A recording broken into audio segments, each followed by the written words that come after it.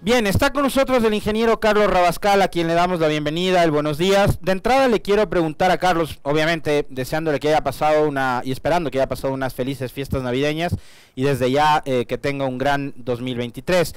El país, según reportes de organismos internacionales, cierra este 2022 con un crecimiento económico de 2.7% y según FMI, Banco Mundial y todos estos organismos, tendrá un crecimiento de 3.1 en el 2023.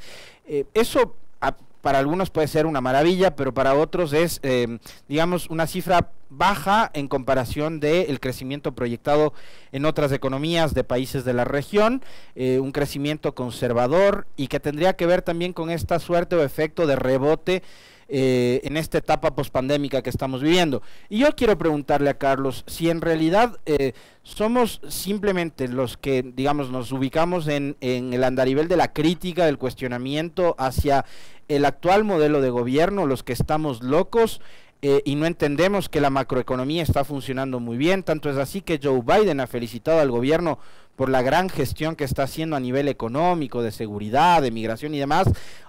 No sé qué pasa, o sea, capaz que nosotros somos demasiado injustos con el gobierno del presidente Lasso, no estamos leyendo bien la realidad, la coyuntura.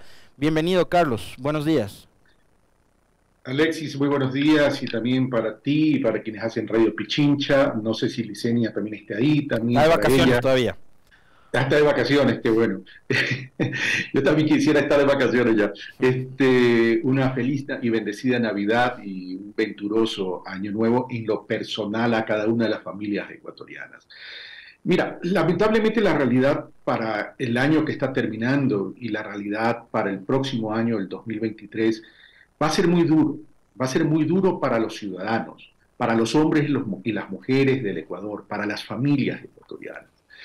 El gobierno nacional se ha caracterizado por manipular los indicadores económicos y se ausenta y toma distancia de la realidad socioeconómica de las familias del Ecuador. Ese crecimiento económico al cual tú haces referencia, Alexis, de 2.1, 2.2%, no es otra cosa que el rebote luego de la pandemia. Recuerda que el Ecuador es el único país que no se ha recuperado luego de la pandemia en términos de economía. La afectación en el Ecuador fue de 7.8% del Producto Interno Bruto, es decir, 7.800 millones de dólares.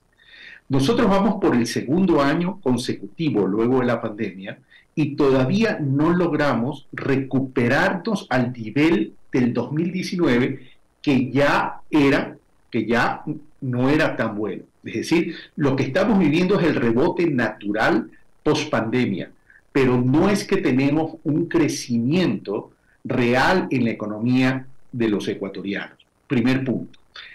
Segundo lugar, el gobierno nacional, en su acuerdo con el Fondo Monetario Internacional, y por eso es que lo felicita el Fondo Monetario, y por eso es que lo felicita Estados Unidos, ha acogido como plan de gobierno es el acuerdo con el Fondo Monetario Internacional. El gobierno de Guillermo Lasso no tiene un plan de gobierno. El plan de gobierno de Guillermo Lasso es el acuerdo con el Fondo Monetario Internacional.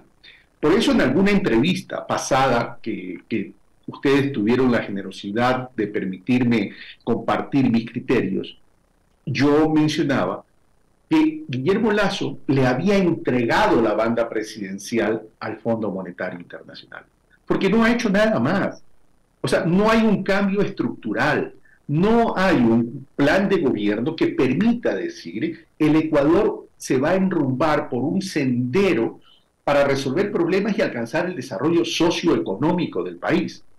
Mira tú, tanto que se habla del éxito del gobierno nacional de Guillermo Lasso, que el riesgo país a lo cual ellos hacen referencia a cada rato cuando baja algo, en este momento es de 1.410 puntos. Está muy por encima del promedio de América Latina, que apenas es de 476. Y somos el segundo país de mayor riesgo en la región. Ahora, Carlos, el gobierno ha dicho, eso tiene que ver en buena medida, así como por ejemplo el fracaso de la venta del Banco del Pacífico, el que no venga en inversión extranjera y otro tipo de inversiones internas incluso, tiene que ver con los 18 días de protesta y han responsabilizado a quienes salieron a las calles, como la CONAIE, por ejemplo, a paralizar el país durante los días de junio. Mi querido Alexis, esas son excusas, esas son justificaciones que van en la línea de echarle la culpa a terceros de la ineptitud del gobierno. Y no solo la ineptitud, sino del entreguismo al gobierno. A mí créeme, Alexis, que me da vergüenza que un presidente de la República que debe tener ese porte vaya a Estados Unidos como un niño que va a Disney. Y tú ves en la sonrisa del presidente de la República, y perdónenme la expresión popular guayaca, se despapaya frente al presidente de los Estados Unidos y no guarda el porte presidencial de un país soberano, de un país autónomo, de un país independiente. Eso a mí me da vergüenza. No es la imagen de un estadista, Carlos, que es lo que uno desearía para un presidente de la República. Porque yo lo comenté acá en el espacio la semana anterior, la sonrisa del presidente Lasso, digamos, es normal que uno cuando tiene este tipo de, yo no me ha pasado, nunca he sido presidente de la República, pero cuando uno se encuentra con alguien a quien admira o con alguien a quien, no sé, respeta, pueda esbozar una sonrisa en el rostro, una mirada de agrado y demás, pero lo del presidente Lasso era casi, creo que el ejemplo que usa Carlos es el más adecuado, probablemente como el sueño cumplido de un niño que va a un parque de diversiones, ¿no? Así es, pero sigamos con el análisis, Alexis. A ver, se dice que se han cumplido metas y que nos han preocupado. Vamos por partes. Se habla de la disminución y la eliminación del déficit fiscal, ¿sí? El déficit fiscal no es otra cosa que el resultado de la operación aritmética de ingresos y egresos, ¿sí? Ok. ¿Cómo ha disminuido ese déficit fiscal? Es la pregunta. Porque esto es clave para que podamos entender en economía si que realmente se hizo la tarea o no se ha hecho la tarea. ¿Cómo se redujo el déficit fiscal? Entonces, voy a plantear dos escenarios para encontrar la respuesta. ¿Se lo redujo a través de crecimiento económico o se lo redujo a través de financiamiento, es decir, de endeudamiento? Ahí están planteados los dos escenarios. La respuesta es, se lo redujo a través de endeudamiento, no de crecimiento económico. Porque si tú quieres reducir el déficit fiscal, lo estructural es hacer crecer la economía. Y para poder ir resolviendo los problemas del Ecuador en términos macroeconómicos, el Ecuador debería crecer sostenidamente en términos anuales 5%. ¿Sí? Y recién este año estamos tratando de resolver el efecto de la pandemia. Todavía no estamos entrando a un ejercicio ya puro, limpio. Los otros países lo resolvieron en un año. Nosotros estamos en el segundo año. Eso en términos del déficit fiscal. Es decir, el Ecuador no se ha planteado es cómo hacer crecer la economía. Ahora bien, nosotros tenemos dentro de la economía del Ecuador la parte petrolera y la parte no petrolera. Y nosotros seguimos dependiendo en altos niveles de dependencia, valga la redundancia, del sector petrolero. Y les voy a poner un ejemplo. No un ejemplo, voy a citar cifras. Si nosotros vemos la balanza comercial consolidada, que es la relación del comercio, de todos sus productos, la balanza comercial, ¿verdad?, hacia el exterior, exportaciones menos importaciones, tenemos un saldo positivo de 2.258 millones. Uno dirá, perfecto, tenemos un saldo positivo, vendemos más de lo que compramos. Pero si sacamos y hacemos abstracción del petróleo al tema petrolero, vamos a ver que la balanza comercial no petrolera es de menos 1.279 millones de dólares. Es decir, compramos más de lo que vendemos. ¿Y qué quiero decir con esto? Si es que este gobierno sigue insistiendo en tratados de libre comercio abiertos, indiscriminados, sin raciocinio, sin inteligencia, sin análisis y no bien negociados, nos van a invadir las importaciones. ¿Y qué pasa cuando nos van a invadir las importaciones? Este saldo negativo de la balanza comercial no petrolera se va a incrementar. ¿Y qué significa eso? Significa que se va a afectar la débil industria que tiene el Ecuador y eso va a generar mayor desempleo de lo que ya tenemos hoy en día. Entonces, no me vengan a decir que hay un éxito en la aplicación de un plan económico del gobierno, porque no hay un plan económico, no hay un rumbo para ello. ¿Sí? Miren el tema de la inflación. La inflación estamos cerrando al mes de noviembre, porque todavía no tenemos datos de diciembre, en 3,64% en promedio. Pero ¿sabes cuál es el rubro de mayor, el rubro más alto de la inflación? Alimentos, con el 7,57%. Hay una escalada de precios, Y tenemos un ministro de Finanzas que dice, es que en el Ecuador en este año las ventas se han incrementado. Yo le quiero decir al ministro de Finanzas que si él tiene un quintal de papas, ese quintal de papas, si lo vende a 100, ese es el valor de venta. Pero si al siguiente año ese mismo quintal lo vende a 120, se han incrementado las ventas.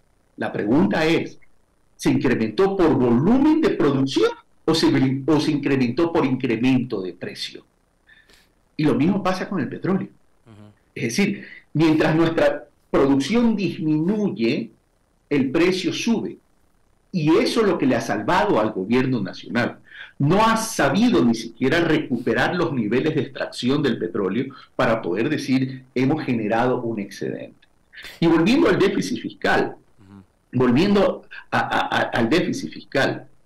mira, no solamente que lo redujo con financiamiento, es decir, con deuda, recordemos que el acuerdo con el Fondo Monetario Internacional fue de 6.500 millones por 27 meses. 6.500 millones, es decir, más deuda, ¿no? Más deuda, ¿verdad? Sino que adicionalmente utilizó 1.500 millones de dólares del excedente petrolero para disminuir el déficit fiscal en vez de orientarlo, ¿a dónde? A la inversión pública. Inversión pública que iba a disparar, que pudiese disparar la inversión privada. Y la inversión pública, que es otro indicador, está en el orden del 0,9%. Ahora, Carlos, no tenemos recursos en este gobierno de forma prioritaria para reactivar la economía. Ahora, Carlos, ahí hay otro detalle adicional en cuanto al déficit, usted se refería, y es, también creo que habría que hablar sobre un fenómeno que hemos vivido durante los últimos 2 gobiernos, y es la permanente reducción, por un lado, del tamaño del Estado, ¿no? Lo que los sectores liberales o neoliberales se han dado por llamar el famoso Estado obeso. En realidad, muchos especialistas han hecho una comparación de lo que ocurría en Ecuador con respecto a otros países de la región en cuanto a, por ejemplo, el número de funcionarios públicos, pero acá no solo es que se ha despedido a oficinistas, a secretarias, a burócratas, se ha despedido médicos, se ha despedido profesores, y parte del servicio público está la seguridad, policía, fuerzas armadas, etcétera. Entonces, creo que valdría la pena también que Carlos Rabascal comente sobre aquello en cuanto tiene que ver con la famosa reducción del déficit, cuánto ha afectado, por ejemplo, el recorte de personal en el sector público, justamente para, por ejemplo, brindar un buen servicio público a la ciudadanía en cuanto tiene que ver con cosas tan elementales como la salud, por ejemplo, o otro tipo de servicios, el momento en que usted va a renovar su licencia o su cédula y resulta que ya no era como antes, que había servicios eficientes que a usted le tomaba no más de 20, 30 minutos, sino que ahora le dan un turno para que renueve estos documentos en 2, 3, 4 meses, por ejemplo. Y lo otro, usted ha dicho inversión pública, Carlos. Hemos cerrado este 2022 con una ejecución presupuestaria bastante pobre por parte de las dependencias vinculadas al Ejecutivo, pero por otro lado con un presidente que ha dicho mi gobierno vamos a tener la inversión social más alta de la historia, a 13.000 millones de dólares, pero confundiendo, por ejemplo, lo que tiene que ver con gasto corriente con inversión. Quisiera ahí una explicación suya, por favor. ¿Cómo no, Alexis? En efecto, este gobierno, el gobierno neoliberal de Guillermo Lasso, ellos entienden a la economía como una especie de balance. Una especie de balance donde lo que les interesa es la operación aritmética de ingresos y egresos. Miren, casi todos los países del mundo, por no decir todos, tienen déficit fiscal. El problema no es el déficit fiscal per se. El tema es que se debe controlar el déficit fiscal. El déficit fiscal debe ser manejable. Pero tú no puedes renunciar a una economía social. ¿Y por qué una economía social es importante? Porque la economía social es el rostro de la humanidad de tu país. En otras palabras, la vida de tu gente. La vida de los hombres, la vida de las mujeres, la vida de los ancianos, la vida de los niños, la vida de las familias ecuatorianas. Un país tiene que asegurar, un gobierno que representa un país, tiene que asegurar la estabilidad, la tranquilidad y la paz. Y la paz de la gente. Y en ese sentido, ellos han preferido dedicarse al balance, deteriorando la vida de los ecuatorianos. Y cuando hablo de deteriorando la vida de los ecuatorianos, hablo del deterioro de la salud pública, del deterioro de la educación pública, del deterioro de la seguridad ciudadana. ¿Y cómo se ha derivado este deterioro? ¿O cuál ha sido el origen del deterioro? El origen del deterioro es el achicamiento del aparato estatal. Porque eso es parte del acuerdo con el Fondo Monetario Internacional. Porque el Fondo Monetario Internacional es un banco. Y yo le quiero decir al presidente de la República, Guillermito, este no es tu banquito. Es un país, es una nación, donde viven gente, donde los hombres y mujeres del Ecuador necesitan vivir, necesitan tener tranquilidad. Entonces, el achicamiento del aparato del Estado, ¿qué significa? Disminuir gasto e inversión social. Cuando tú disminuyes gasto e inversión social, ¿cuáles son los rubros que se ven afectados? Es los gastos salariales, los sueldos y salarios, ¿verdad? Y cuando tú disminuyes gastos y salarios, no estás hablando de un indicador monetario, no se trata de un indicador monetario. Significa que estás expulsando, que estás despidiendo gente que está atendiendo a la salud, a la educación y a la seguridad. ¿Sí? Y cuando tú despides gente, estás generando desempleo por un lado, pero por otro lado estás afectando la eficiencia, la eficacia, la oportunidad en los servicios públicos, que a su vez en estos tres rubros que he mencionado constituyen derechos ciudadanos. No solamente que deterioras el servicio público, sino que afectas derechos ciudadanos. Por eso que en el tema de seguridad, cuando le quitas presupuesto, cuando quitas la institucionalidad, ¿verdad? Resulta que de 10 o de 14 por cada 100.000 habitantes, en términos de muertos por violencia, ya estamos en 25 por cada 100.000 habitantes. En temas de seguridad. Así es. En el tema de salud pública, lo vemos todos los días. Todos los días. ¿Acaso en el tema de seguridad social? ¿Acaso en el tema de la salud pública, que no es seguridad social, el MSP, el Ministerio de Salud Pública, no vemos y observamos quejas de la ciudadanía que tienen ellos que ir a comprar sus medicamentos para llevarle al hospital? ¿No tienen ellos que ir a comprar los insumos para llevar a los hospitales públicos?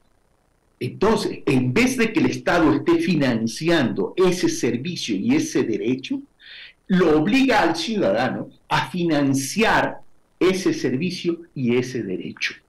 Es decir, cuando tú le obligas a un ciudadano a ir a comprar medicamentos e ir a comprar insumos para que lo atiendan en un hospital público, no solamente que es una falta de solidaridad, no solamente que es una falta de respeto, sino que es eso que está pasando constituyen impuestos ocultos a los ciudadanos que menos tienen. Este gobierno se ha caracterizado, entonces, en gobernar para una élite. Y si tú ves estos últimos 6 años, eso es lo que ha pasado. Se ha gobernado para una élite que está relacionada con el comercio exterior. Y no es que esté mal el comercio exterior, necesitamos el comercio exterior para fortalecer la dolarización, para hacer crecer la economía, para que esos dineros se redistribuyan en la economía. Pero el gobierno tiene que hacer su parte, pues. El gobierno tiene que también atender a aquellos que no tienen esa posibilidad de tener recursos económicos para poder vivir bien. Y ahí está la diferencia, mi querido Alexis. Carlos, usted se refirió a un tema que yo lo venía abordando justamente en el comentario y tiene que ver con la inseguridad. Un gobierno que ha dicho desde, digamos, lo que se ha convertido además en una estrategia permanente.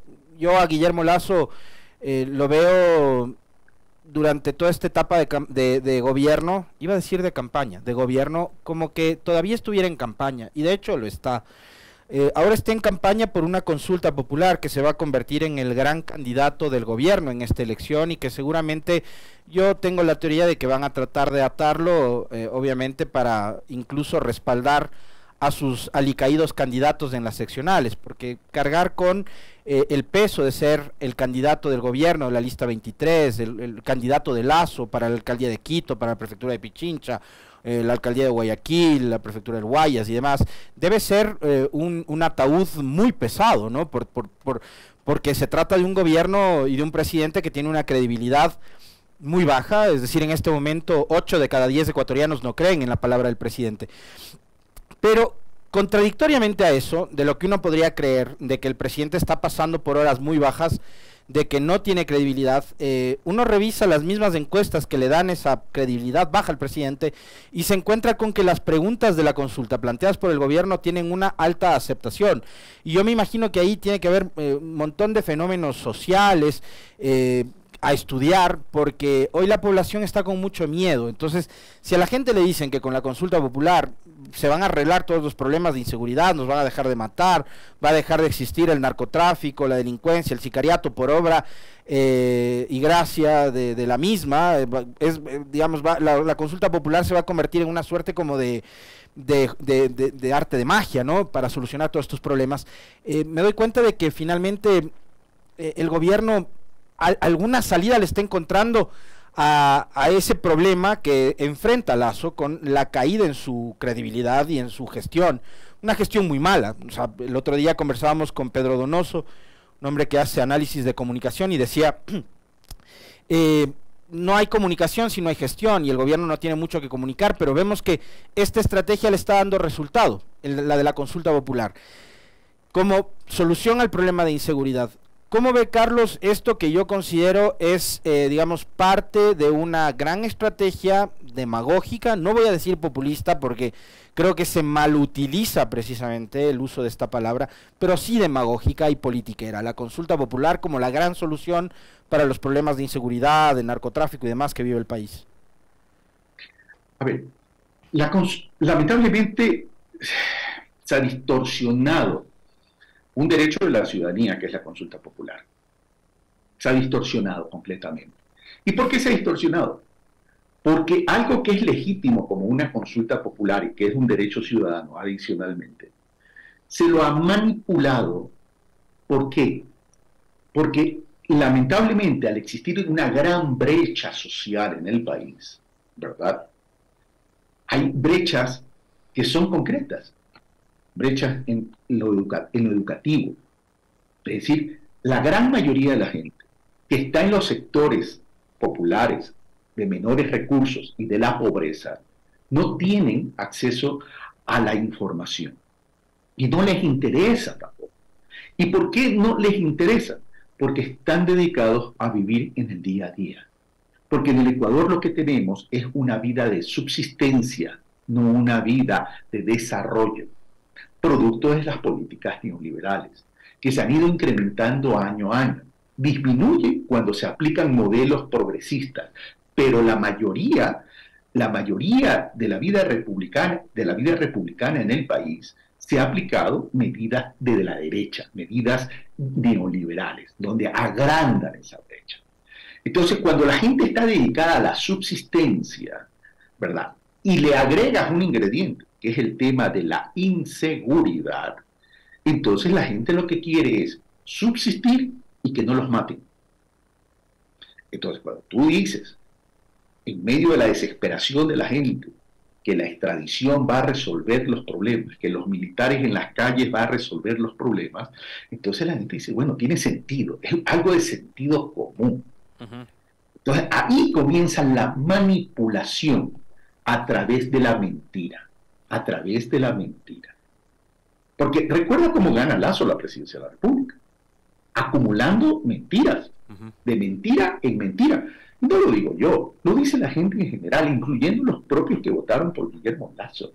O sea, toda la vida política de la campaña del 2021 acá ha sido una sumatoria de mentiras, acumulando mentiras, es decir, engañando a la gente, engañando al pueblo ecuatoriano. Cuando dice que va a resolver los problemas de seguridad, cuando dice que va a resolver los problemas del narcotráfico con la extradición, yo le quiero preguntar, ¿acaso México no tiene extradición? ¿Acaso Colombia no tiene extradición?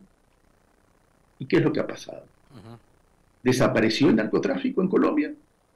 ¿Desapareció el narcotráfico en México? Estados Unidos, que es a lo que más le gusta la extradición, ha hecho desaparecer el lavado de activos, de dinero en Estados Unidos. Ha hecho desaparecer el consumo en Estados Unidos. No, la solución no va por ahí. Si el presidente Lazo dice que va a desaparecer el narcotráfico y que va a recuperar la seguridad, bueno, que nos diga entonces también en la misma consulta popular que si en 100 días no desaparece el narcotráfico y no desaparece la inseguridad, entonces que renuncie. ¿Por qué no lo hace? ¿Por qué no lo dice? Porque él sabe que le está mintiendo al país. Porque esto pertenece a una estrategia que se ha entretejido desde hace mucho tiempo, que es a la asociación narcotráfico-política. Él dice que hay algunos candidatos relacionados con el narcotráfico, y por eso se llama narcopolítica. No me sorprendería que exista, pero vamos a lo siguiente. Pero si él dice tener nombres, ¿qué es lo más racional y de sentido común ecuatorianas y ecuatorianos? Que vaya, ponga una denuncia en la fiscalía, que dé los nombres, los apellidos, para que comiencen las investigaciones correspondientes. Pero no hace eso. ¿Por qué no hace eso? Porque eso responde a una táctica política electoral que lo va a extender hasta el proceso electoral y luego del proceso electoral. Porque él quiere ganar la consulta por una razón. Porque quiere decirle al Ecuador que lo ha legitimado y que lo ha ratificado como presidente de la República, producto que le ha hecho una buena gestión. Eso se llama manipulación. Pero a esto hay que agregarle otro ingrediente, pues, Alexis y ciudadanos, es la construcción de espacios fascistas en el Ecuador. Cuando el presidente Lazo dice que todo aquel que vote en contra de la consulta popular es un narcotraficante, ¿qué le está diciendo a ese ciudadano o ciudadana que tiene el derecho a opinar y tiene el derecho de tomar decisiones, de escoger si vota a favor o vota en contra de la consulta popular? Le está diciendo narcotraficante. Entonces crea espacios de fascismo, donde se genera ¿qué? Donde se genera no una presión, sino una represión social de un sector que cree que está bendecido por las alturas para tener la razón en contra de aquellos que piensan distinto a él. Entonces, no está respetando el derecho que tienen los hombres y mujeres del Ecuador a tomar decisiones por sí mismos. Y ahí los está induciendo, porque le está metiendo miedo, pero además le está lanzando una represión social de otro sector. y está generando más violencia. Ya no tenemos solamente inseguridad de la muerte en las calles, sino que adicionalmente tenemos una violencia social entre hermanos ecuatorianos, y está deteriorando y está depredando la paz social en el país. Carlos, lo ha mencionado usted, iba a ser mi última pregunta a propósito de el periplo del presidente Lasso por los Estados Unidos, donde concede una entrevista a NTN 24.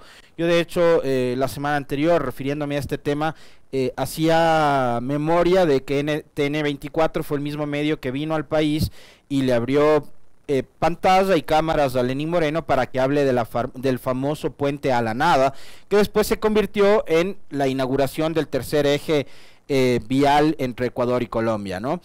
El periodista le insiste a Lasso para que dé nombres y él menciona el correísmo 3 veces, al menos revisamos nosotros ese audio y ese video la semana anterior. En 3 ocasiones el periodista le insiste en que el presidente Lasso se refiera a que el correísmo es la organización política que tiene vínculos con el narcotráfico.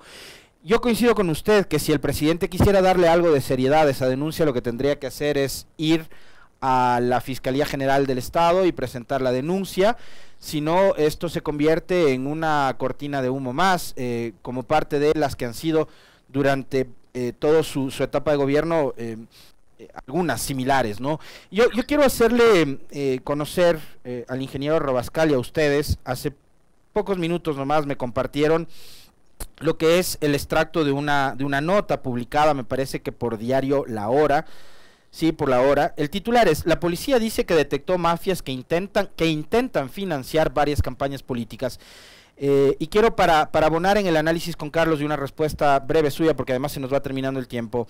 Dice el ministro del Interior, Juan Zapata: los grupos de inteligencia de la policía tienen varios informes al respecto, por lo que una vez consolidada la información, irán hasta la Fiscalía General del Estado.